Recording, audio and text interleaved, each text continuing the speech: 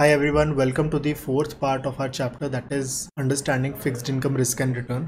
तो आज हम बहुत ही डिटेल में डिग करने वाले हैं. This is very very important. आज तक की 3 क्लासेस एक बेस बिल्डिंग क्लासेस थी जिससे आपका बेस बने. तो अब हम मेन टॉपिक मेन थीम में स्टार्ट कर रहे हैं. मेक श्योर 3 वीडियोस की अंडरस्टैंडिंग हो. अगर कोई और रिविजनरी वीडियो होती तो I am not very repetitive in this sense कि आप ये वाली वीडियो देखना ये वाली वीडियो देखना. But if you have not watch the first 3 videos, I will request you first watch those 3 videos, then only you will be able to understand this one. हमने last यहाँ पे टॉपिक छोड़ा था कि एक होता है रियल बॉन्ड.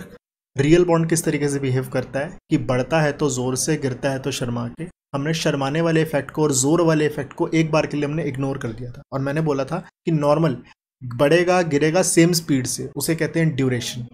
और जो जोर से और शर्मा के होता है उसे कहते हैं कॉन्वेक्सिटी.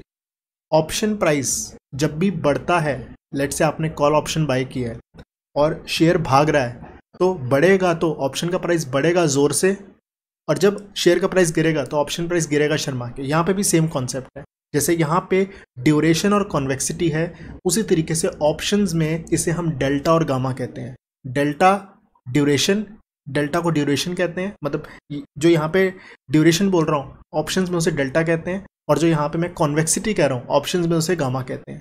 सेम डिट्टो, इवन मैं कहूँगा एक्सप्लेनेशन डिट्टो सेम है. आई विल नॉट से similar, I will say ditto same. तो जो भी बातें करने वाला हूँ आप डेरिवेटिव्स को भी इससे रिलेट कर सकते हैं. वही चीज़ मैं कहूँगा बीटा. बीटा का जो कॉन्सेप्ट है वो भी ड्यूरेशन की तरह इक्वेट किया जाता है. तो अब हम स्टार्ट करते हैं. Slope of tangent. अब ये जब भी स्लोप की बात आती है, स्लोप मतलब जैसे हमने चेंज निकाला था कि यहाँ से यहाँ इंटरेस्ट रेट बढ़ रहा है या कम हो रहा है तो क्या इफेक्ट आएगा. इसकी कैलकुलेशन कैसे हो सकती है. एक होती है rough calculation, rough in the sense कि अप्रॉक्सीमेट कैलकुलेशन, या फिर हो सकता है बिल्कुल एग्जैक्ट कैलकुलेशन. रफ कैलकुलेशन के फायदे ये हैं, बहुत ही सिंपल होता है, ज़्यादा दिमाग लगाने की जरूरत नहीं होती और मोटा मोटी उससे काम चल जाता है हमारा. और अगर हम एग्जैक्ट कैलकुलेशन पे जाएं, that is very tedious job. Excel sheets पे मॉडल्स बनते हैं, तो दैट मॉडलिंग वाला part is not in our syllabus, but जो अप्रॉक्सीमेट वाला चीज़ है that is in our syllabus, उसकी प्रॉपर मैथ्स आवर सिलेबस में है. ठीक है. तो मेथड 1 की बात करते हैं. YTM based curves. एक होता है मैक्यूलेस ड्यूरेशन जिसे हम D से बोलते हैं, और एक होता है मॉडिफाइड ड्यूरेशन जिसे हम MD बोलते हैं. प्लीज़ मेक श्योर आप MD को मैक्यूलेस ड्यूरेशन ना समझे, बहुत कंफ्यूजिंग आगे जाके हो सकता है. Right. Macaulay's duration and modified duration दोनों भाई भाई हैं. दोनों में थोड़ी सी डिससिमिलैरिटीज है जो कि हम डिटेल में अभी हम डिस्कस करने वाले हैं विद इन नेक्स्ट 3-4 मिनट्स. दूसरा मेथड होता है कर्व बेस्ड. कर्व बेस्ड वो होता है exact answer, that is effective duration. ये एग्जैक्ट आंसर निकाल के देता है, चाहे आपका ऑप्शन वाला बॉन्ड हो, option embedded, callable, puttable, convertible, MBS, किसी भी तरीके का बॉन्ड हो, नॉर्मल स्ट्रेट बॉन्ड हो, हर तरह के बॉन्ड के ऊपर आप इफेक्टिव ड्यूरेशन लगा सकते हो. ये हर जगह लगेगा और बिल्कुल एग्जैक्ट आंसर देगा. जो ये वाला होता है ना YTM बेस्ड वाले, ये छोटे से चेंज को बता सकते हैं. मतलब कि अगर हम ऊपर कर्व की तरफ जाएं, अगर मुझे इस पॉइंट से इस पॉइंट तक जाना है, ये तो बहुत ही बड़ा गैप हो गया. इतने बड़े गैप को ये YTM बेस्ड वाला नहीं बता पाएगा, गलत आंसर आएगा. रीजन बीइंग YTM वाला आपको ये लाइन बताता है और लाइन से थोड़ा सा आपको कर्व की हेल्प देता है कि चलो हम थोड़ी सी कर्व की कैलकुलेशन कर देंगे, लेकिन इतना बड़ा चेंज निकालोगे तो हम नहीं कर पाएंगे. उस केस में आपको इफेक्टिव ड्यूरेशन को ही फॉलो करना पड़ेगा.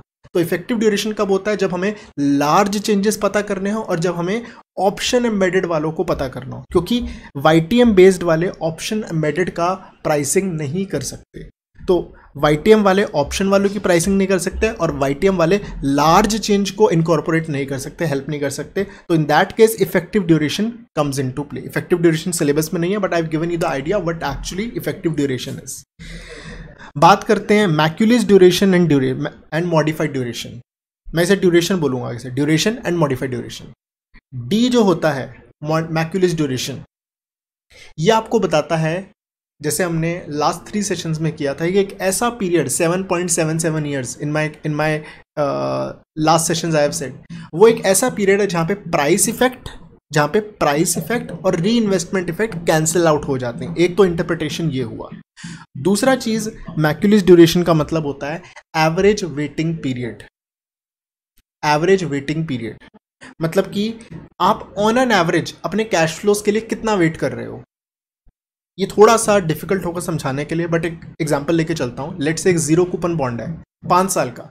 आपको कितना टाइम लग रहा है 5 साल के बॉन्ड के सारे पैसे मिलने में? ऑन एन एवरेज 5 साल, क्योंकि आपको एक ही तो कैश फ्लो मिलना है at the end of 5th year. तो एक 0 कूपन बॉन्ड का एक मैक्यूलेज ड्यूरेशन कितना होगा? जितना उसका टाइम है। 5 साल के 0 कूपन बॉन्ड का मैक्यूलेज ड्यूरेशन 5, 10 साल के 0 कूपन बॉन्ड का मैक्यूलेज ड्यूरेशन 10, 15 ईयर्स का 15, 20 का 20, 30 का 30। तो मैक्यूलेज ड्यूरेशन आपको बताता है, दूसरी इंटरप्रिटेशन बता रहा हूं मैं, कितना आपको ऑन एन एवरेज वेट करना पड़ रहा है कैश फ्लो के लिए। अगर एक कूपन बेयरिंग बॉन्ड है 10 साल का, तो आपको ऑन एन एवरेज कितना वेट करना पड़ रहा है अपने पैसों के लिए? देखो, सुनने में लगता है कि 10 साल का बॉन्ड है, 10 साल ही करना पड़ रहा है, बट बीच बीच में कुछ कुछ तो पैसे मिल रहे हैं ना। तो आपकी जो यूटिलिटी है थोड़ी थोड़ी तो मिल रही है ना। मतलब it's not the exact way of saying कि यूटिलिटी मिल रही है, बट थोड़े थोड़े कैश फ्लो मिल रहे हैं। तो आपको 10 साल वेट नहीं करना पड़ रहा पूरे पैसे लेने के लिए, बट काइंड ऑफ कह सकते हो कि 8 साढ़े 8 साल में आप खुश हो जाओगे। तो दैट 8 साढ़े 8 और 9 is something which is Macaulay's duration. Macaulay's duration का कॉन्सेप्ट होपफुली क्लियर हो गया होगा। दोनों इंटरप्रिटेशन, एक तो इंटरप्रिटेशन ये कहते हैं कि ऑन एन एवरेज आप कितना वेट कर रहे हो अपने कैश फ्लोज का। दूसरा इंटरप्रिटेशन मैंने भी समझाया नहीं ठीक से, क्योंकि मैंने फर्स्ट इंटरप्रिटेशन को ही 2 पार्ट्स में बताया। एक है ऑन एन एवरेज आप कितना वेट कर रहे हो, और कितना वेट कर रहे हो को मैंने एग्जाम्पल के थ्रू समझाया। दूसरी इंटरप्रिटेशन ये कहती है कि अगर इंटरेस्ट रेट्स इकोनॉमी में 1% नीचे जाते हैं, तो उस केस में आपके बॉन्ड का प्राइस कितने % ऊपर जाता है। That is known as Macaulay's duration. क्या बोला मैंने? अगर इंटरेस्ट रेट चेंज होते हैं एक सर्टेन, एक 1% से, 1% इज कांस्टेंट, अगर इंटरेस्ट रेट चेंज होते हैं 1% से, तो बॉन्ड प्राइस कितना चेंज होगा in the opposite direction in percentage terms. Everybody clear? अब मैं यहां पे मैक्यूलेज ड्यूरेशन को समझाने जा रहा हूं। मैक्यूलेज ड्यूरेशन की एक ही इंटरप्रिटेशन है, mind it, only one, sorry, modified duration की एक ही इंटरप्रिटेशन है। मॉडिफाइड ड्यूरेशन कहता है अगर इंटरेस्ट रेट 1% चेंज होता है, अगर इंटरेस्ट रेट 1% चेंज होता है, तो बॉन्ड का प्राइस कितने % चेंज होगा in the opposite direction. Now you might be wondering कि मैक्यूलेज भी यही कह रहा है और मॉडिफाइड भी यही कह रहा है, तो डिफरेंस क्या है? डिफरेंस एक बात का है, मैक्यूलेज बताता है आपको कंटिन्यूअस रिटर्न्स के फॉर्म में। मतलब 1% कंटिन्यूअस अगर चेंज होता है, hopefully time value of money किया होगा, उसके अंदर पता होगा कंटिन्यूअस क्या होता है। 1% कंटिन्यूअस चेंज होता है, तो उस केस में कितने % से बॉन्ड प्राइस चेंज होगा इन कंटिन्यूअस टर्म्स।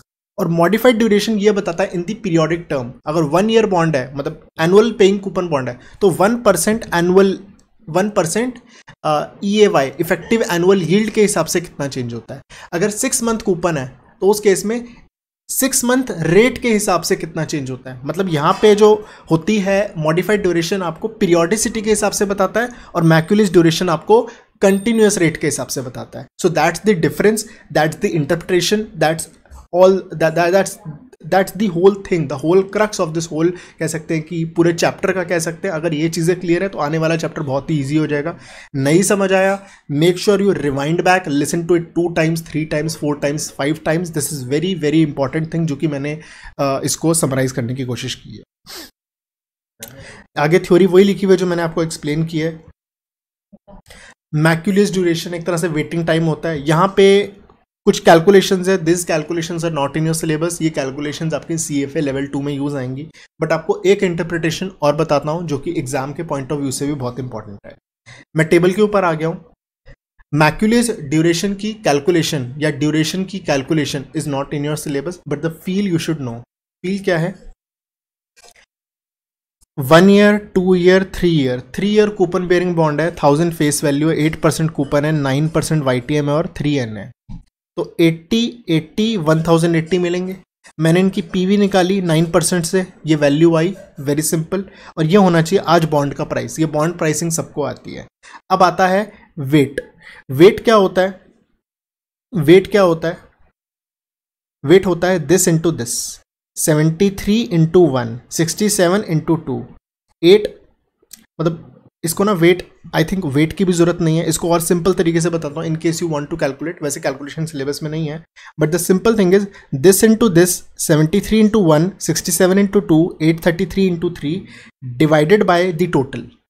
मतलब 73 इंटू 1, दिस 67 इंटू 2, 833 इंटू 3, ये जो भी आया इसका टोटल कर दीजिए, और 73 into 1 divide by the total, 67 into 2 divide by total, 833 into 3 divide by total. तो करेंगे तो आपका ये वाला आंसर आ जाएगा, लास्ट कॉलम वाला, that is weight into x. अब इन तीन की इंटरप्रिटेशन आपको पता होना चाहिए। 0.075 का मतलब, 0.1382 का मतलब, और 2.568 का मतलब। और ये जो इन सबका टोटल आया है, इन सबका जो टोटल आया है, जैसे मैंने आपको टोटल बताया ना, 73 इंटू 1, 67 इंटू 2, 833 इंटू 3, ये जो आया डिवाइड बाय 6, लास्ट में एक चीज़ और करनी है, डिवाइड बाय 6, इन सबका टोटल डिवाइड बाय 6, तो आप करेंगे तो आपका ये आंसर आ जाएगा। मैं वही कह रहा हूँ, मैथ्स के अंदर ना घुसे, the important thing is interpretation. Interpretation क्या है? ये होता है आपका ड्यूरेशन, मैक्यूलेज ड्यूरेशन 2.7803। इसका मतलब क्या है? दो इंटरप्रिटेशन। अगर 1% इंटरेस्ट रेट चेंज होता है कंटिन्यूस रेट से, तो बॉन्ड प्राइस ऑपोजिट डायरेक्शन में 2.7803% चेंज होगा कंटिन्यूस रेट से। इस 0.0753 का मतलब क्या है? अगर सिर्फ फर्स्ट ईयर का स्पॉट रेट चेंज होता है 1% से, तो फर्स्ट ईयर के हिसाब से जो बॉन्ड की जो प्राइसिंग है, बॉन्ड का जो प्राइस है, वो इतने परसेंट 0.053% चेंज होगा in the opposite direction. Same interpretation for second one, same interpretation for third one. Hopefully the concept is clear. And बहुत ईजी तरीका है ड्यूरेशन की फील लेने के लिए। मैंने जैसे बताया 3 साल का कूपन बेयरिंग बॉन्ड है, तो ऑन एन एवरेज आपको 3 से थोड़ा सा कम वेट करना पड़ेगा। कितना आंसर आया? 2.78। यहाँ तक हो सकता है थोड़ा सा कॉन्सेप्ट हैवी हो रहा हो, बट यहाँ पे मैं लास्ट में कंक्लूड करके इसको मैं एंड करता हूँ। ड्यूरेशन का मीनिंग मैंने बता दिया परसेंटेज टर्म्स में, और दूसरा आपको इतना टाइम वेट करना होता है, और एक और कह सकते हैं, मतलब बात तो वही है कि जहाँ पे प्राइस इफेक्ट और री इन्वेस्टमेंट इफेक्ट आपस में कैंसिल आउट हो जाता है, जो कि मैं बात कर रहा था 7.77 ईयर्स के बारे में। अगर एक छोटा सा पैरेलल शिफ्ट है, पैरेलल शिफ्ट का मतलब सारे स्पॉट रेट्स एक ही जगह चेंज हो, मतलब कि first year, second year, third year सारे के सारे स्पॉट रेट्स अगर 1% अगर बढ़ेंगे, तो उस केस में ड्यूरेशन का यूज़ करना चाहिए। तो उस केस में जोर और शर्म वाली चीज़ यूज़ करने की जरूरत नहीं है। लेकिन अगर थोड़ा सा बड़ा चेंज हो रहा है, थोड़ा सा बड़ा, वेरी लार्ज नहीं, लार्ज, उस केस में ड्यूरेशन प्लस कॉन्वेक्सिटी का यूज़ करना चाहिए। बट अगर एक नॉन पैरेलल शिफ्ट का यूज़ हो रहा है, नॉन पैरेलल मतलब कि फर्स्ट स्पॉट रेट थोड़ा ऊपर जा रहा है, सेकंड वाला नीचे जा रहा है, थर्ड वाला बहुत ऊपर जा रहा है, तो पूरी एक कर्व बन जाएगी। तो उस केस में KRDs, इन्हें कहते हैं की रेट ड्यूरेशन। की रेट्स कौन कौन से? फर्स्ट ईयर का रेट, सेकंड ईयर का रेट, थर्ड ईयर का rate, these are known as key rates duration. इन ड्यूरेशंस का यूज़ करते हैं जब सारे स्पॉट रेट्स में एक अनपैरेलल चेंज आ रहा हो। और अगर एक बहुत ही लार्ज चेंज की बात करते हैं तो क्या यूज़ करना चाहिए? उस केस में हमें सबसे पहले जो हमने डिस्कस किया method 2, that is effective duration use करना चाहिए। एक ऑप्शन एम्बेडेड बॉन्ड है, उसमें क्या यूज़ करना चाहिए? हमें इफेक्टिव ड्यूरेशन यूज़ करना चाहिए। Hopefully the point is very very clear. यहाँ पे सारी इंटरप्रिटेशन दी हुई हैं, तो उस केस में देखो मैथ्स जो है ये नहीं है सिलेबस में, और जो मैंने बताया था कि इन एग्जाम ये इस तरीके से कर सकते हैं, but this is just for knowledge purpose, what ever the things that I have told you. मैंने बताया कि ये कंटिन्यूस कंपाउंडिंग है। और मैक्यूलेज ड्यूरेशन क्या होता है? मैक्यूलेज ड्यूरेशन, सॉरी, मॉडिफाइड ड्यूरेशन क्या होता है? मॉडिफाइड ड्यूरेशन में मतलब कि आपकी नॉर्मल ड्यूरेशन लेट्स से 7.77 आई, और आपका जो पीरियोडिक रेट है लेट्स से 6 मंथ रेट है लेट्स से 4%, तो उस केस में 4 का हाफ कितना हुआ? 2, तो 7.77 डिवाइडेड बाय 1.02, ये आपकी आ जाएगी मॉडिफाइड ड्यूरेशन। और अगर आपका एनुअल 4% रेट है, तो उस केस में क्या होगा? 7.77 डिवाइडेड बाय 1.04, तो ये आपका क्या आएगा? Modified duration. मॉडिफाइड ड्यूरेशन का इंटरप्रिटेशन सिर्फ एक ही होता है कि 1% चेंज होगा तो बॉन्ड प्राइस कितने परसेंट चेंज होगा in the opposite direction with the कितने periodicity of the coupon. Half yearly है तो हाफ ईयरली, एनुअल है तो एनुअल, सेमी एनुअल है तो मतलब जिस तरीके से चीज़ें, क्वार्टरली है तो क्वार्टरली। तो ये था हमारा पूरा चीज़, how the interpretation is done. And वही चीज़ थोड़ा सा रिपीट करके दी हुई है। You can read the text here कि 4.22 ईयर्स की एवरेज वेटिंग टाइम होता है, परसेंटेज या कंटिन्यूसली चेंज होता है। तो all these things are repeated. I know this video was a very long one, but make sure you watch this video at least 3-4 times before jumping on to the next session. Thank you, bye bye.